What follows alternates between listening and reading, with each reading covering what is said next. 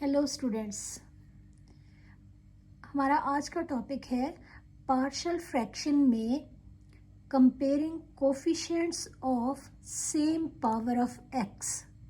यानी हमने इस मेथड को अंडरस्टैंड करना है कि अगर एक्स की सेम पावर्स हों तो उनके कोफिशिएंट्स को हम कैसे कंपेयर करेंगे। इस मेथड को अच्छे से अंडरस्टैंड करने के लिए ज़रूरी है कि पहले हमें ये पता हो कि कोफिशिएंट होता क्या है।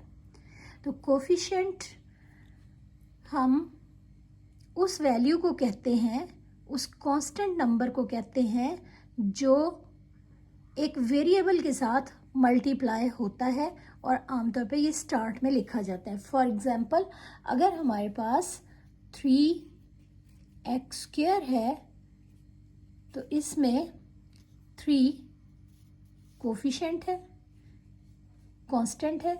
ये कांस्टेंट नंबर x के साथ x² के साथ मल्टीप्लाई हो रहा है, तो ये जो 3 है ये x² का कोफिशिएंट कहलाएगा।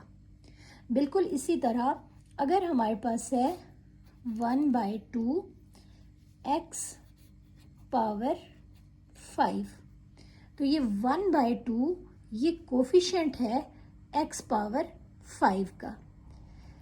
यहाँ से ये बात क्लियर हो गई कि वो कांस्टेंट नंबर जो किसी भी वेरिएबल के साथ मल्टीप्लाई होता है और स्टार्ट में लिखा जाता है, इसको हम कोफिशिएंट कहते हैं और उर्दू में इसको कहा जाता है कि ये अददी सर है।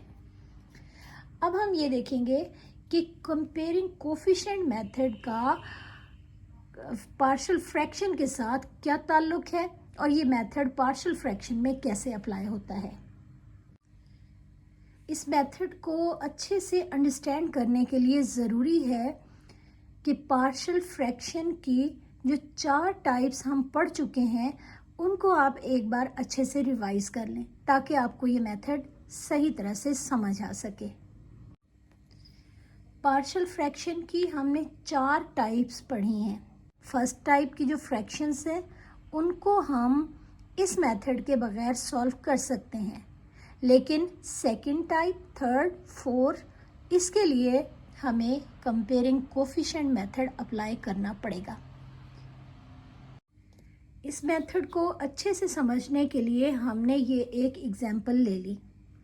इस एग्जाम्पल में हमारे पास न्यूमरेटर में x² है, डिनोमिनेटर में x-1 पावर 3 है, यानी डिनोमिनेटर में लीनियर फैक्टर है और ये फैक्टर 3 टाइम्स रिपीट हो रहा है।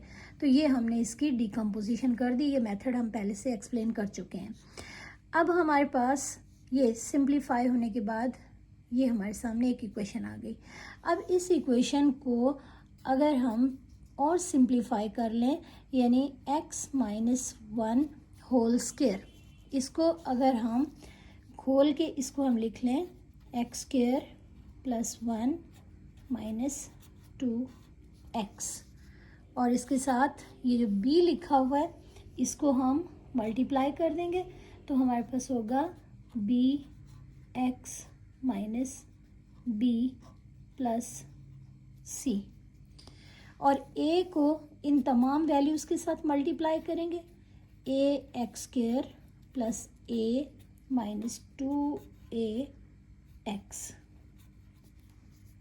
और इसके साथ ये लिखा हुआ है प्लस bx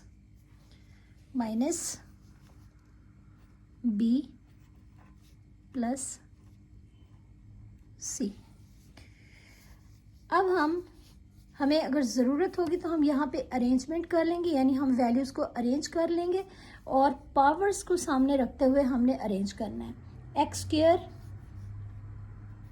जस्ट एक दफ़ा मौजूद है, ये हम लिख लेंगे।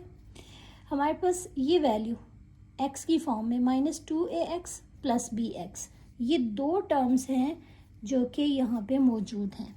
इनको हम एक ब्रैकेट में लिख लेंगे।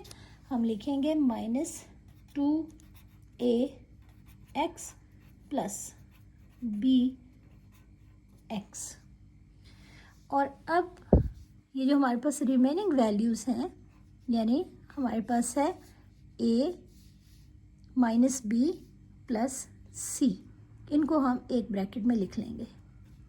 ए माइनस बी प्लस सी, ये वैल्यूज़ आ गई।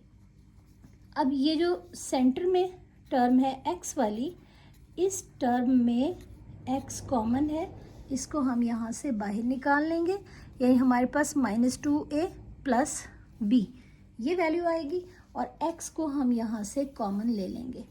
इसका मतलब है कि अब हम लिख सकते हैं -2a प्लस बी, और x हमने यहाँ से कॉमन ले लिया, और लास्ट जो टर्म है हमारे पास वो है plus a minus B plus सी।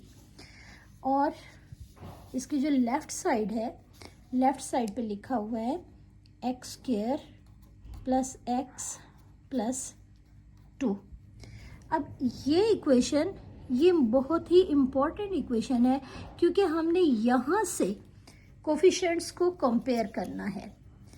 इसके लिए हम देखेंगे कि x की जो सेम पावर्स हैं लेफ़्ट साइड पे और राइट साइड पे, उनको हमने कंपेयर करना है।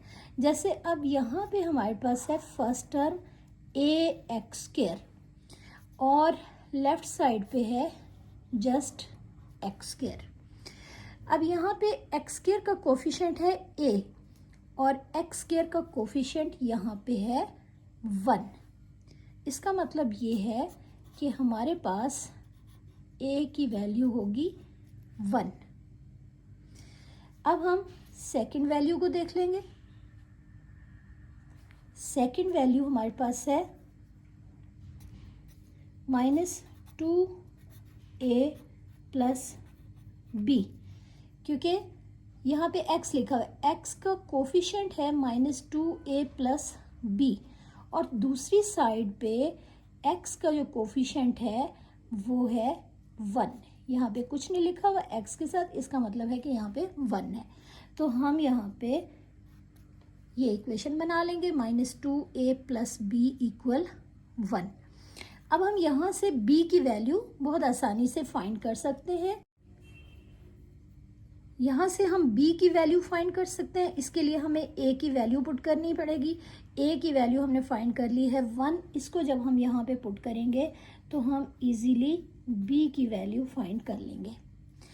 अब हमारे पास ये -2 है, ये दूसरी साइड पे जाएगा, ये प्लस बन जाएगा, और हमारे पास b की वैल्यू आ जाएगी 3।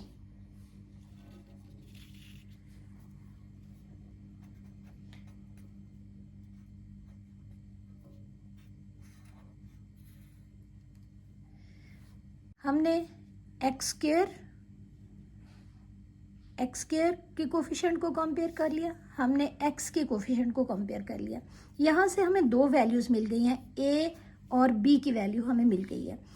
अब हम ये कांस्टेंट, इसको हम कंपेयर करेंगे। हमारे पास लास्ट टर्म में कोई x या एक्स स्क्वायर या एक्स क्यूब नहीं लिखा हुआ, यहाँ पे a माइनस बी प्लस सी, ये हमारे पास वैल्यूज़ हैं, कांस्टेंट है, अननोन है।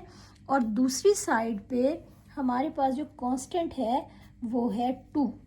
तो इस टर्म को, यानी थर्ड टर्म को, हम इस थर्ड टर्म के साथ यानी 2 के साथ कंपेयर करेंगे, 2 के इक्वल रखेंगे। तो अब हम यहाँ पे लिख सकते हैं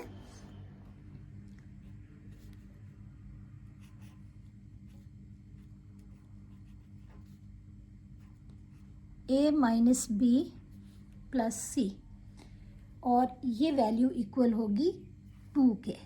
तो हम यहाँ पे लिख लेंगे 2। अब हमारे पास a की वैल्यू 1, b की वैल्यू हमने फाइंड आउट की है 3, और इजीली हम यहाँ से c की वैल्यू फाइंड कर सकते हैं। ये हमारे पास -2 आ गया, और c की वैल्यू आ जाएगी 4। तो ये हमारे पास थर्ड अननोन वैल्यू आ गई। अब a, b और c की वैल्यू हम फाइंड आउट कर चुके हैं, और इन वैल्यूज़ को हम स्टार्ट में, हमारे पास जो इक्वेशन है उसमें हम पुट कर देंगे, जिसमें हम डिकम्पोजिशन कर रहे हैं। यानी a की जगह पे अब हम इसकी वैल्यू पुट करेंगे।